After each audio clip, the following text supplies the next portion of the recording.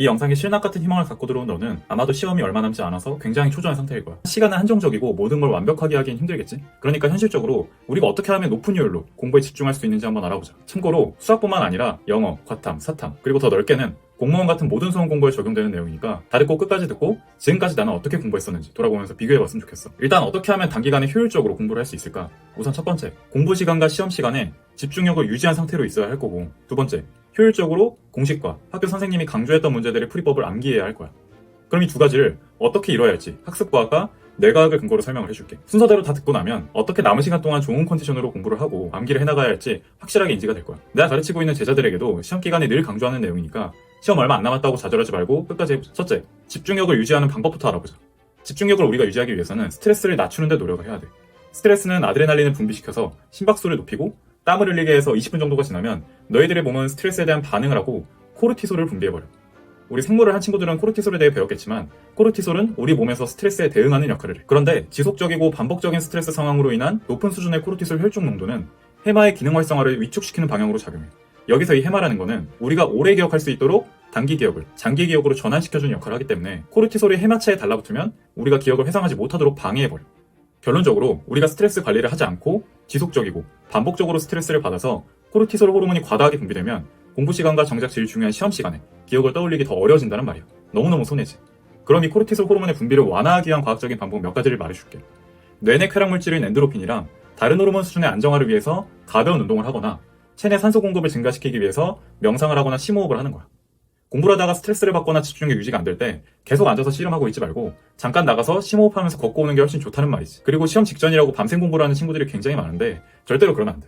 애초에 밤을 샌다는 목표를 가지고 공부를 하게 되면 시간을 루즈하게 잡아버려서 공부 흐름이 굉장히 느려질 수밖에 없기도 하지만 수면이 부족하거나 수면 패턴이 깨지게 되면 아까 얘기했던 코르티솔 분비가 증가하기 때문에 밤샘보다는 대여섯 시간 정도는 자주는 게 기억력 회복과 공부한 내용들을 머릿속에서 잊지 않기 위해서라도 훨씬 이득이야. 이외에도 과한 카페인 섭취나 당류 섭취도 좋지 않으니까 졸리거나 배고프다고 너무 많은 커피나 단 것도 피해주도록 하자.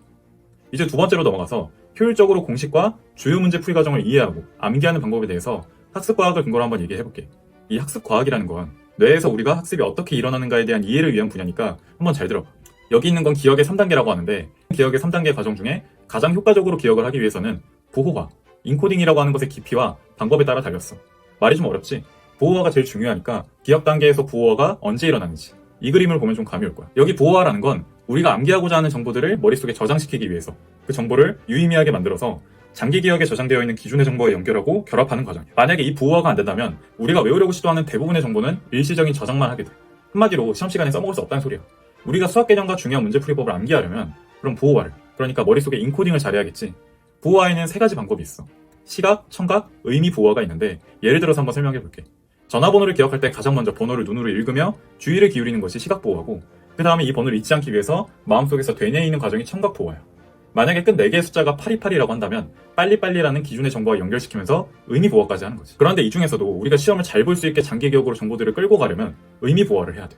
시험이 당장 내일이라면 의미 부호화를 할 시간은 없으니까 시청각 부호화, 그러니까 반복적으로 쓰고 말로 따라하면서라도 외워야겠지만 아직 시험까지 시간이 조금이라도 있다면 그냥 의미 없이 반복적으로 쓰거나 머릿속으로 되뇌이지만 말고 너가 기존에 알고 있던 정보와 엮어서 외워야 하는 내용에 의미를 부여해봐. 이것도 예를 한번 들어볼게. 우리 삼각함수 외울 때 삼각형 이런 거 많이 봤을 거야. 여기가 세타라고 하면은 기존에 알고 있는 S, C, T의 형상을 삼각형에 직접 그리면서 삼각함수 공식에 연결시켜서 사인과 코사인, 탄젠트 세타를 암기하지. 아마 90% 이상의 선생님들이 이렇게 가르치시는데 다 이유가 있는 거야. 이렇게 의미 부호화를 통해서 암기시키면 장기 기억으로 넘어가서 절대로 잊지 않게 되거든. 그렇다고 해서 공부하고 있는 모든 내용들을 전부 다 의미 부호화 시켜보라는 게 아니야. 잘 안 외워지는 공식이나 내용만 의미 부호화를 해보자고. 물론 가장 좋은 건 개념에 대해서 밀도 있게 이해한 후에 공식 증명이나 기본 문제들을 풀어가면서 자연스럽게 암기하는 거지만 시험이 얼마 남지 않았다면 억지로라도 의미 부여를 해서 외워버리도록 하자. 어거지여도 좋으니까.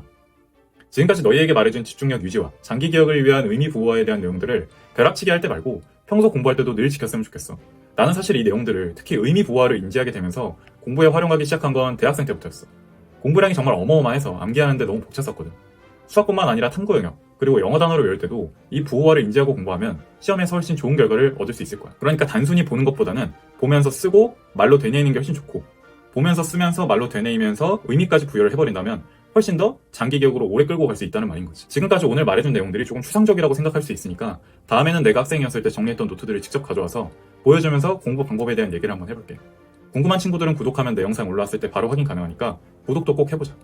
그럼 다들 시험 얼마 안 남았을 텐데 시험 잘 보고 벼락치기만 하지 말고 평소에도 우리 열심히 공부하자.